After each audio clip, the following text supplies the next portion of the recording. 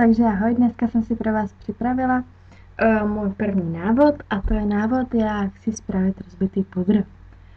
Nebudu to nějak okecávat a půjdeme na to. Budeme potřebovat hlavně pudr, stíny, tvařenku nebo to, co se nám rozbilo, a pak papír a nějakou tyčinku nebo něco, čím to rozdrtíme. Já použila konec od štětce, který se mi rozbil. Jako první si vezmeme ten pudr a rozbijeme to na prášek tou tyčinkou.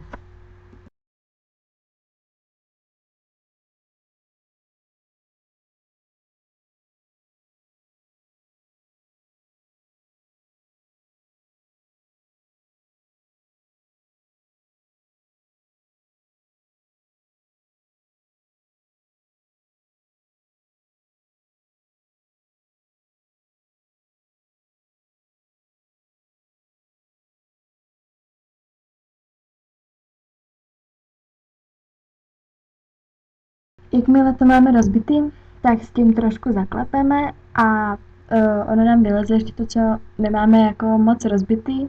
A pokud to chcete, tak to můžete ještě porozbíjet, ale pokud to vám nevadí, tak to můžeme tak nechat. Ten papír a vlastně vystříneme si kolečko ve tvaru nebo čtvereček, nebo jaký máte tvar ten pudr.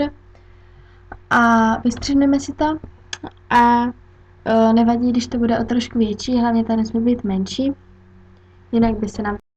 Jakmile to máme vystřižený, tak si to položíme na ten pudr a začneme na to tlačit po všech stranách, aby se nám ten pudr tam vlastně uspořádal.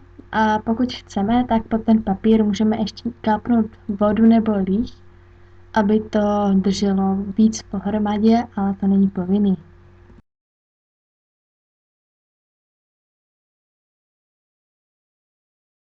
Pokud máme hotovo, tak to tak necháme třeba do dalšího dnu, aby se to pořádně uleželo a máme hotovo, máme pudr zpátky.